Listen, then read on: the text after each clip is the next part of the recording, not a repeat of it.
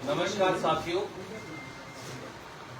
भाजपा सरकार का निकम्मापन, नाकारापन और नालायकी, उसका जीता जागता सबूत पूरे हरियाणा की मंडियों में अफरा तफरी का आलम है।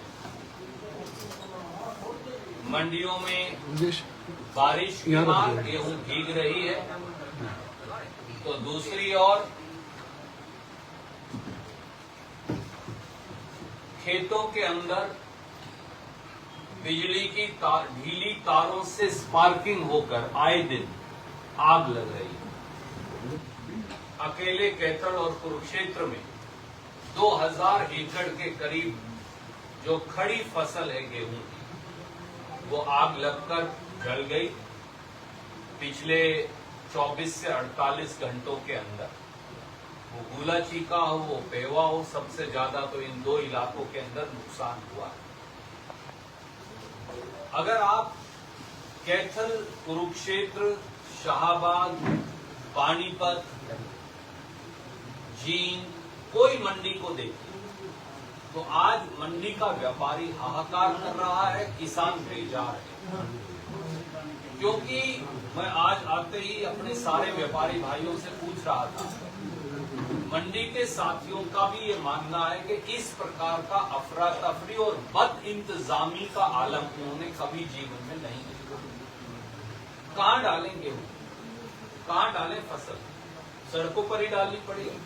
सड़कों पर डालो तो लाइसेंस कैंसिल करने का नोटिस आ रहा है या लाइसेंस कैंसिल किए जा रहे हैं, जैसा कैथल में कर दीजिए, जैसा कुरुक्षेत्र, पानीपत, करनाल के अंदर कर दिए गए।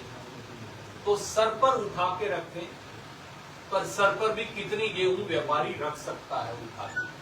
और किसान क्या करे?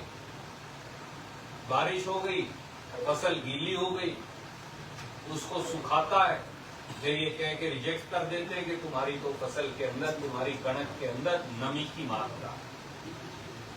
आज तक एक फूटी कोड़ी 11 बार बारिश से नुकसान हुआ, ओले पड़े, तूफान आया, बारिश आई, गेहूं की फसल की कटाई से पहले अलग अलग जगह पर नुकसान हुआ, खड़ी फसल बिछ गई।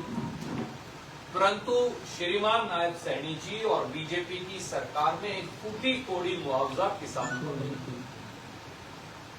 अब जब किसान का पीला सोना फसल कटाई के बाद मंडी में आ रहा है तो उठान की कोई व्यवस्था नहीं। अगर कोई चेक करे तो जिस ठेकेदार को उठान का ठेका कैथल अनाज मंडी का दिया गया है, उसके पास 350 पौने 400 गाड़ियां होनी चाहिए, 372 गाड़ियां होनी चाहिए, मुझे बताया गया। परंतु 20, 50, 40 गाड़ी से ज्यादा कोई लगाता ही नहीं, उठान होगा कैसे? क्या ये सीधे सीधे सरकार, प्रशासन और ठेकेदारों की मिलीभगत की ओर इशारा नहीं करता?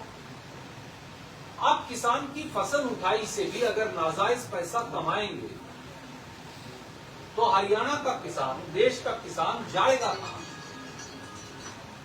किसान फसल लेकर आता है, बारदाना नहीं। किस चीज के अंदर फसल आप पैक करके उसे लेकर जाओगे? जब तक, अब सरकार ने एक नई शर्त रख दी, चाहे मेरी फसल बिकती जाए मंडी में, जब तक वो फसल उठकर गोदाम तक जाकर जमा नहीं हो जाएगी, किसान और आड़ती को पेमेंट नहीं होगी। पिछली बार भी याद करिए, पिछली बार भी अफरा तफरी थी, इससे कम थी, ऐसा आलम तो पिछली बार भी नहीं। इस बार सीधे सीधे मेरे 4 सीधे इल्जाम है। नंबर 1, श्रीमान नायब सैनी और उनकी सरकार ने इस बार फसल के उठान की कोई इंतजाम किए ही नहीं। ना बारदाने का इंतजाम किया, ना संसाधनों का इंतजाम किया, ना स्टोरेज का इंतजाम किया। असल में बीजेपी की सरकार हरियाणा के किसान और आड़ती से किसान आंदोलन का बदला ले रही है, चोर दरवाजे से। नंबर 2, व्यापक भ्रष्टाचार है उठान के मामले में। जिन लोगों को ठेके दिए गए हैं वो लोग पूरी गाड़ियां लगाते ही नहीं और इसमें सीधा पैसे की लेन देन है। मैं इल्जाम लगाता हूं पैसे की लेन देन के बगैर, नहीं तो ठेकेदार को आज कैंसिल करो, कल किसानों को बोलो अपने अपने ट्रैक्टर लगाओ, उठान करो, सब उठा लेंगे, आड़ती भाई उठवा लेंगे। क्या कारण है कि ट्रैक्टरों को लाइसेंस नहीं दिए जा रहे? आप हर आड़ती को, हर किसान को फ्री कर दीजिए, इतना पैसा मिलेगा, फिक्स कर दीजिए, सरकार फिक्स कर दे। उठान का इतना पैसा मिलेगा, कोई आओ अपना साधन लगाओ, संसाधन लगाओ, 4 व्हीलर लगाओ, ट्रैक्टर लगाओ, 4 दिन के अंदर सारी मंडियां खाली हो जाएगी, सारा गेहूं जो है उठकर वहां चला जाएगा। तरीका मैं बता देता हूं, नायब सैनी जी को मालूम नहीं होगा, फिर बाद में गालियां देंगे। बड़ा सीधा तरीका है, आड़ती और किसान दोनों को ये जिम्मेवारी सौंप दी जाए। इतना पैसा मिलेगा पर ट्रैक्टर के लदान का, इतना पैसा मिलेगा पर 4 व्हीलर के लदान का, इतना पैसा मिलेगा पर ये जो ट्रक है उसके लदान का, इतना पैसा मिलेगा 16 पहिया वाली गाड़ी के लदान का। कोई आओ, जितना चक्कर लेंगे उतने चक्कर के पैसे ले जाओ। सरकार को तो पैसे देने ही, एक्स्ट्रा पैसे भी नहीं कह रहे हम तो दो, उतने ही पैसे दो जो आपके फिक्स है। आड़ती अपने आप उठवा लेंगे, किसान अपने आप उठा लेंगे। तीसरा, किसान की फसल जल गई, किसान की फसल बारिश की मार से गीली हो गई, किसान की फसल मंडी में गीली हो गई। अब तक भी श्रीमान नायब सैनी जी एक भी मंडी में क्यों नहीं गए? पूरी सरकार सोई क्यों पड़ी?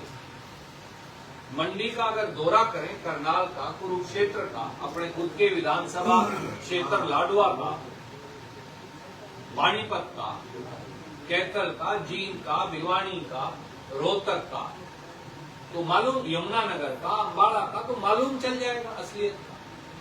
परंतु मुख्यमंत्री को फुर्सत क्यों नहीं मिल रही? तीसरा सवाल, कि वो मंडी में जाए, उन खेतों में जाएं जहां किसान के मवेशी और फसल और कूप और मकान सब जल गए हैं, और जाकर मौके पर मुआवजा दें। ये कौन सा तरीका है कि मैं रिपोर्ट मांग रहा हूं? कितने साल रिपोर्ट मांगते रहो? और चौथा, इस बद इंतजामी के लिए और बदहाली के लिए कौन जिम्मेवार है? मुख्यमंत्री जी। इस बद इंतजामी और बदहाली के लिए कोई जिम्मेवार है तो सरकार का मुखिया, मुख्यमंत्री स्वयं जिम्मेवार है। और जिस प्रकार से भ्रष्टाचार, भाई भतीजावाद, बारदाने की कमी, उठान की कमी, उठान के लिए गाड़ियों की कमी, नमी की मात्रा लगाकर किसान की फसल को खारिज करना और आड़तियों के लाइसेंस कैंसिल करने का आपने जो ये तंत्र बना रखा है, ये कोप तंत्र है सरकार का। इस कोप तंत्र का खात्मा कब होगा? तो इसलिए इस बात के लिए मुख्यमंत्री श्रीमान नायब सैनी और भाजपा सरकार जवाब देंगे, हमारी मांग। किसानों